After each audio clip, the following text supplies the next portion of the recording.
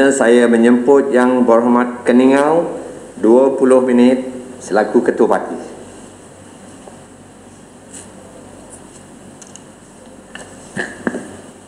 Terima kasih Tuan Speaker kerana memberi peluang kepada saya untuk membahas titah Duli Yang Maha Mulia Yang Pertuan Agong pada pagi ini, tengah hari ini. Terima kasih. Pertama, saya ingin membangkitkan isu cadangan kerajaan baru-baru ini untuk mengeluarkan kad warga asing di Sabah. Cadangan ini walaupun mungkin baik, tetapi amat sensitif dari segi persepsi warga Sabah. Ini disebabkan pengalaman yang pahit bagi mereka, di mana sebelum ini ada projek IC, selepas itu ada PSS, iaitu pas sementara yang diberikan kepada warga asing, terutama sekali kepada pendatang tanpa izin. Sebab itu mereka mentah-mentah menolakkan apa jua cadangan kalau disebutkan isu kad. Tuan Speaker, walaupun ini adalah sensitif dan kontroversi dan seringkali dipolitikkan, tetapi isu ini, masalah ini perlu diselesaikan dengan segera, dengan holistik dan dengan muktamad. Sebab kalau tidak, ini akan lebih membahayakan kepada negeri Sabah, kepada Malaysia dari segi keselamatan, dari segi ekonomi, dari segi politik, dan apatah lagi baru-baru ini kita telah mendengar kumpulan Sulu telah menuntut, membawa kes tuntutan mereka ke mahkamah di Spain, di Madrid, dan mereka telah diberi keputusan di mana mereka berhak menuntut tidak kurang daripada 62 bilion ringgit Malaysia daripada Malaysia. Jadi ini merisaukan rakyat Sabah dan membimbangkan mereka, dan perlu ada penjelasan daripada kerajaan Malaysia. Apakah pendirian kerajaan Malaysia tentang tuntutan ini, kes mahkamah ini, dan siapakah sebenarnya yang dalang untuk membawa kes ini ke Madrid. Saya setuju dengan ahli daripada Kota Belud bahawa isu ini adalah isu yang penting dan perlu disegerakan, kerana Malaysia diminta supaya memberi penjelasan dan jawapan dalam tempoh 1 bulan. Jadi saya menyokong saranan beliau supaya perkara ini dibahas dalam Dewan yang mulia ini. Walau bagaimanapun, sementara itu isu warga asing di Sabah perlu diselesaikan. Dan saya telah mendengar banyak keluhan daripada rakyat meminta supaya IC Sabah dikeluarkan, bukan kad warga asing. Tetapi dalam pandangan saya menyokong supaya satu exercise, satu kajian dibuat untuk mendatahkan, to do census, pendataan setiap warga asing di Sabah, agar kita dapat menangani isu ini. Tanpa data kita tidak akan dapat menyelesaikan masalah ini, sebab kita tidak tahu berapa ramai mereka, di mana, kerja mana, alamat mana dan sebagainya, dan siapa mereka. Maka itu Kerajaan negeri baru-baru ini telah menubuhkan satu jawatan kuasa khas untuk menangani masalah ini, dan termasuk juga cadangan mengeluarkan kad warga asing. Pandangan saya ialah kerjasama di antara kerajaan negeri dan kerajaan pusat harus dibuat, dan saya mintalah supaya kuasa yang penuh diberikan kepada kerajaan negeri untuk menangani isu ini, dan juga sokongan yang penuh daripada semua agensi federal dan penguat kuasa di Sabah. Dengan itu kita dapat menjalankan pendataan ini dengan baik, dengan kerjasama dan penglibatan semua pihak.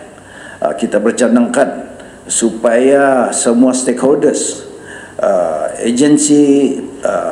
agensi kerajaan penguat kuasa, badan-badan NGO dan juga badan pemimpin-pemimpin politik juga dilibatkan supaya penyelesaiannya boleh diterima oleh semua pihak. Berhormat Keningau, penjelasan boleh. Ada tuaran nak mencelah. Boleh sekejap. Sila, Yang Berhormat Tuan. Okey. Yang Berhormat selaku Timbalan Ketua Menteri Sabah dan telah pun dilantik sebagai pengurusi jawatan kuasa seperti mana yang telah Yang Berhormat nyatakan tadi. Adakah Yang Berhormat bersetuju bahawa dalam usaha mencari penyelesaian tuntas dalam masalah kebanjiran pendatang asing tanpa izin di Sabah, kita hendaklah merujuk kepada 4 kategori pendatang asing tanpa izin di Sabah, iaitu pertama pendatang asing tanpa izin yang datang tanpa dokumen dan menduduk di Sabah, lepas itu pelarian perang Filipina, lepas itu yang ketiga adalah stateless children, dan yang terakhir ialah penduduk Sabah yang telah mendapat dokumen kewarganegaraan yang diragui. 4 ini. Jadi cerita Yang Berhormat tadi dalam hal sama ada banci, mengadakan banci, ataupun dalam hal pemberian kad warga negara ini, Yang Berhormat merujuk pada kumpulan mana ini? Yang pertama tadi PTI kah? Yang pelarian perang Filipina kah? Atau yang stateless kah? Atau kategori yang keempat yang mempunyai dokumen kewarganegaraan diragui? Mana satu Yang Berhormat? Oke, terima kasih. Kita akan menyelesaikan masalah secara menyeluruh, dan pendirian kerajaan negeri dan pusat adalah untuk menangkap dan mengusirkan pendatang tanpa izin. Yang lain-lain itu akan kita duduk bersama dengan Yang Berhormat juga untuk mencari penyelesaian supaya kita akan dapat menangani masalah ini dengan bersama. Terima kasih. Saya juga ingin menyentuh sedikit tentang isu hak kewangan Sabah, di mana setiap tahun kita mendengar Sabah ini paling miskin. 8 daripada 10 daerah paling miskin di Malaysia adalah di Sabah. Dan baru-baru ini kita dengar pengumuman daripada Menteri di Jabatan Perdana Menteri Haliwal Sabah dan Sarawak, yang mana beliau telah mengumumkan ada pembayaran grant khas 40% yang akan dibayar 5 kali ganda daripada apa yang telah sedang dibayar sekarang. Ini adalah berita yang baik. Walau bagaimanapun, bila mana kita Penjelasan Yang Berhormat Keningau. 5 kali ganda 26,7 juta itu hanyalah 133,5 juta. Persoalan saya, adakah ini mengganti tuntutan hak kita ke atas 40% hak kewangan daripada berasaskan kepada artikel 11 2, C dan D dalam perlembagaan. Saya harap ini tidak menjajaskan tuntutan itu, dan saya juga melihat Penjelasan. ini sebenarnya keputusan yang tidak ada asas. Ada 2 asas saja yang kita boleh Penjelasan yang Berhormat gunakan di pasal sini, kemiskinan tadi. yaitu 1, membayarkan dan memenuhi keperluan perlembagaannya, itu 40% hasil bersih, ataupun gunakan formula yang ditentukan pada tahun 69, 48 tahun yang lalu, di mana pembayaran 20 juta meningkat 7,5% setiap tahun, sehinggalah 26,1 Penjelasan juta. yang Berhormat. Dan dalam perlembagaan dia mengatakan sekiranya tidak ada financial review, formula yang lalu boleh digunakan. Jadi kalau kita berasaskan kepada formula itu, amount yang patut dibayar sekarang yaitu 26,7 juta, naik cumulatively 7,5% setiap tahun, 48 tahun. Sepatutnya yang dibayar pada tahun ini, pada hari ini adalah kurang lebih 1 bilion.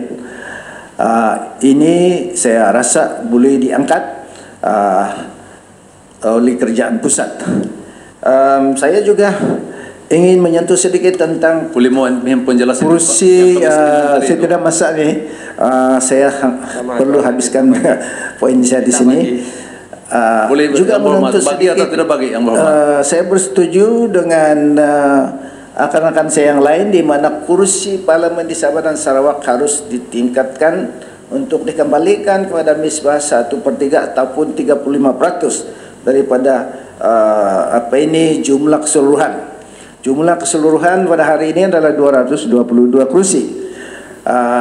Daripada 222 kursi ini, Semenanjung mempunyai Bolehkah tidak bagi? Tidak boleh. 167 kursi. Maksudnya ini merupakan 75%. Dan Sabah dan Sarawak hanya ada 25% kursi secara total. Jadi ini adalah terlalu rendah, 10% lebih rendah daripada yang sepatutnya, yaitu 35%. Jadi saya menyokong saranan ini, dan sepatutnya Sabah dan Sarawak mempunyai kursi yang lebih mungkin bertambah daripada 28 kursi lagi.